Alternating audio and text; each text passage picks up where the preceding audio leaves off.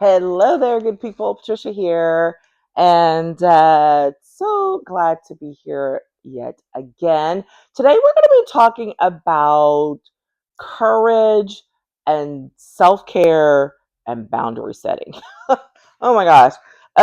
This could probably go for a very long time. It's not going to today because I just uh, boundaries, right? We have time boundaries, but I think that it shows up in so many different ways, and it overlaps between personal and the professional, and people try to separate it out, and then what that causes a lot of stress. But before we jump into that, please remember to hit the thumbs up and the like and subscribe so that this can get pushed out to more folks who are looking forward to learning more about how to develop as good strong leaders, and to do so in a way that supports who they are as a whole person, not just in some little bubble that's not realistic, right? Waiting for the bubble to get burst. We don't want that.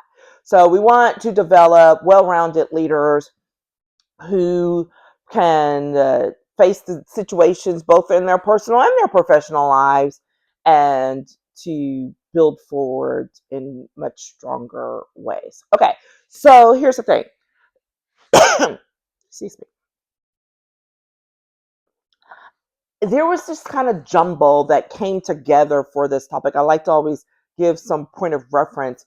And I think for me, it has come up in terms of a little collision over the last week or two between some things going on in a professional space, while also some things in a personal space that have nothing to do with each other, but they both have similar issues. And that is the issue of boundaries, people crossing boundaries, having to maintain the boundary for my own personal self care, and to have the courage within to step up even when it may be uncomfortable and, dare I say, a little unpleasant. Yeah. So that's where that kind of comes together.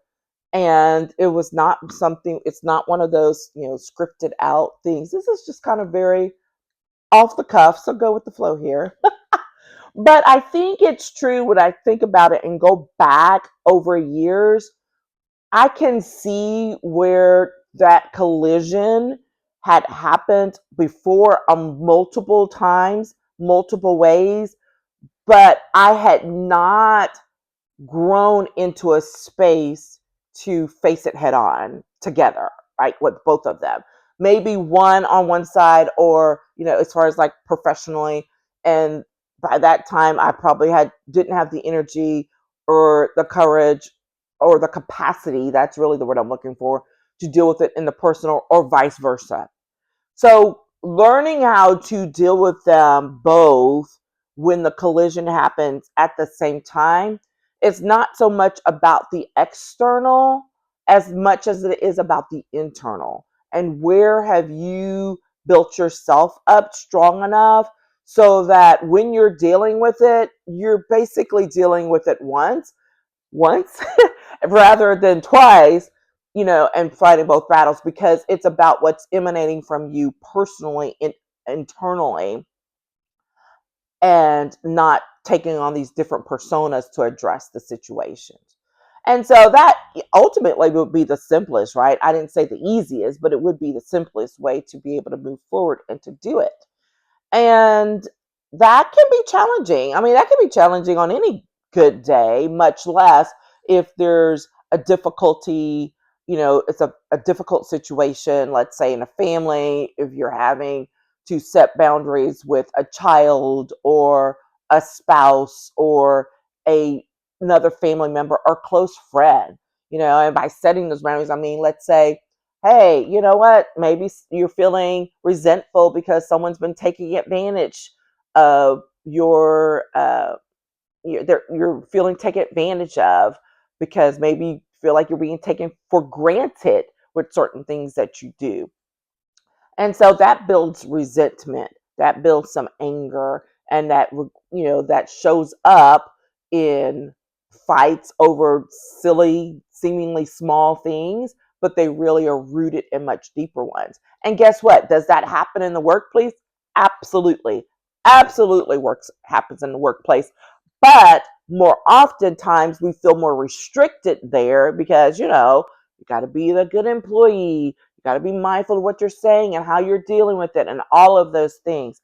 And that may be true to some extent, but that can be just as damaging for you from a perspective of how you approach things. Because when you're holding on to things and there's resentment building and it's causing stress, then guess what? That means you're not taking good care of yourself. And so there becomes this time where you have to figure out and decide, what are you going to do to take care of you as opposed to the external? And that's where things may seem very challenging as well. Like it's not, and here's the thing, stress is not in and of itself a bad thing. Ongoing chronic stress over the same stuff, that's when things get really problematic, right? Chronic stress is highly problematic. It causes health issues. Hello, I know, and can absolutely lead to burnout. None of that is healthy. None of that is healthy, right? That's not how you take good care of yourself. So that begins again internally when you realize, you know what, there are some things that I have to change, that I need to set, because sometimes the boundary issue arises because there isn't one. You haven't set one. You haven't set an expectation or a standard of how you want to be treated or how you want to handle certain things. And so people just feel free to run over you or to take advantage of, right? And so it's learning what that means for you in a personal setting and a professional setting, and then beginning to set them. So in a professional setting, it might be, if someone who's always turning in something late to you when there's a project deadline, and when they turn that in late, it pushes you, meaning you may be late. You have to be like, look, if this is not received by this time, then I reserve the right to do whatever needs to be done to get it done so that I can get it in on time. Is someone going to be upset with that? Probably. There are a few people who will probably test you to see if you're really going to do the thing. And that's when you have to step up and have that courage and like, yeah, I set that boundary. And so now here's where this is going, right? And those can be challenging moments. But it's also giving notice to not just that one person, but the others. I'm like, hey, there are some standards in place. There are some things, expectations that need to be honored if we are all going to be successful, or if I don't want to be called out about something because my piece of work isn't included. I mean, those are some things that leaders have to do, right? Make some decisions, and leaders don't necessarily have to mean you are the quote boss or supervisor. It means you're the person that people are looking to make good decisions, for guidance, and all of that, and setting the ground rules for how things are going to be operated. And the same applies in your family, with your personal life, with community-led organizations. I treat the community-led stuff, a little bit like professional workplace, because sometimes it really rolls to that. And there is an expectation to deal with situations respectfully. And when people don't, it needs to be clarified and let know that that's not acceptable. I've had a lot of those situations over the years recently, which has also led to me leaving some organizations because I'm like, yeah, I'm too old for this now. I don't have time to deal with that kind of crap. So, that's my boundary that I set. It's a new one, stronger one. Yeah, I don't have to do that. I don't have to deal with that, so I'm not gonna. And it's not a take your toy and walk away. That's very much of if there's disrespect going on, if there's consistent boundary busting going on, and with no regard for your welfare or your offerings, then hey, guess what? You get to do that. Can you walk away from your family? A lot of times not. So that's one of those situations where you got to deal with it. And sometimes dealing is a level walk away, which is not what this video is about. That's a whole other thing that that should involve probably a counselor, therapist, psychologist, and some other things. But the premise is still the same, which is you don't have to put up with crap just because there's quote blood between you. No, no, no, no, no, no. And sometimes people find that difficult because they think that you should just put up with their crap or whatever's going on because, oh, we're related. That's my mother, brother, sister, cousin. And that's my bestie from, 10 years and all of that. Well, guess what? Things shift, people grow, and sometimes stuff just gets old. It gets old and no one wants to deal with that anymore. And you realize you really didn't have to the entire time. And sometimes people will do what they can get away with as long as they can get away with until a boundary is set, a line is drawn, and then the choice is theirs on whether to honor it or not. And if they don't honor it, then the consequences that come as a result of that are what they are. They're what you've said, right? And that's for them to own, not you. I know that down through the years, one of my issues, because I was very much always trying to give and work things out with folks and things like that, and until I realized sometimes, like, no, sometimes people don't deserve to have things worked out. It's the truth. No, no, no. No more grace given. No more grace given. And but otherwise they will. They'll just push. They will push and push to see how far it they can go. Bottom line. So regardless of whether it's personal or professional, yes, are there differences with how you might approach the situations? Yes. But do they need to be treated differently in terms of as if they're such different faces that they have to be treated differently? No, because a lot of times the foundation of the issue is the same. There needs to be a boundary set, or if there is one, it's been violated and the consequence needs to come into play. And ultimately, all of it needs to be done because if you do not address address the issues, then your personal self-care is at risk, right? From a health perspective, from a stress perspective, from getting burned out, from trying to do too many things at one time. Um, and it builds on itself until it, explodes. And no one wants that. No one wants that. Doesn't look good, doesn't feel good. And then you have to deal with the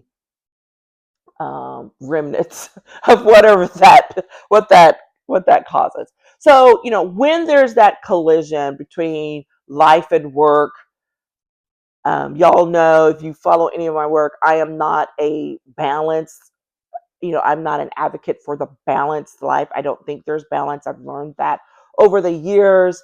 After trying to do it, there's no such thing as balance. I do believe in integration. Balance makes it seem like everything's going to be equal at one time. Guess what? It is stressful trying to keep that in place. That alone can be extremely stressful. So it's a matter of being realistic and living a real life, of realizing things are going to be out of balance sometimes. Something you may give more weight to at different times, right? And it's like a scale where it just kind of, goes like this. And every once in a while it might get that, but then it starts tipping. And it's okay because what those scales and that movement indicate is there's flexibility. And the flexibility is important to giving yourself some breathing room, to acknowledging that, like, hey, things are going to fall down over here a little bit. I'm going to have to make some compensations, get some support in on the other side, right? And maybe putting the supports in place are the boundaries, which is, hey, I personally can't deal with this situation directly. Please go take it to that person. And if someone still continues to try and bring it to you, you're like, that doesn't work. If you want this dealt with right now, you need to go over here, or it's not going to get dealt with, right? Those are boundaries that can be set while realizing we're living a life that needs to be integrated, that it's going to be unbalanced most of the time. And that is not bad. That is not per se bad. It means it's life.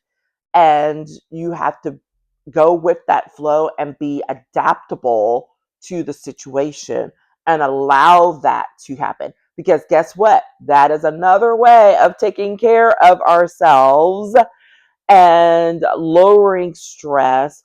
That's unnecessary. So much stress is unnecessary. I've had this conversation a couple of times in the last few weeks, particularly with young people who are waiting till the last minute to do things. And I'm like, you know, if you actually take a couple of steps back here, that will relieve the stress and the tension that's up here.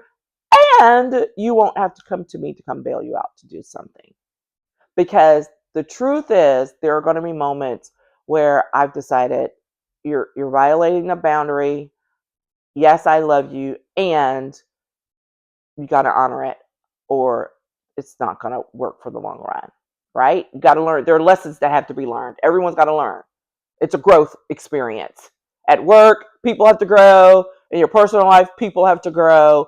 And sometimes you setting those boundaries and taking care of yourself is actually feeding the growth of the people around you. I think that is a great note to end on. Yes.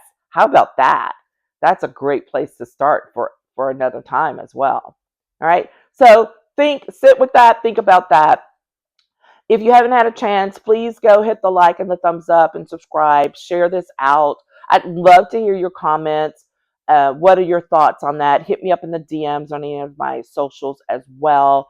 And remember that celebrating you each and every day is a power move.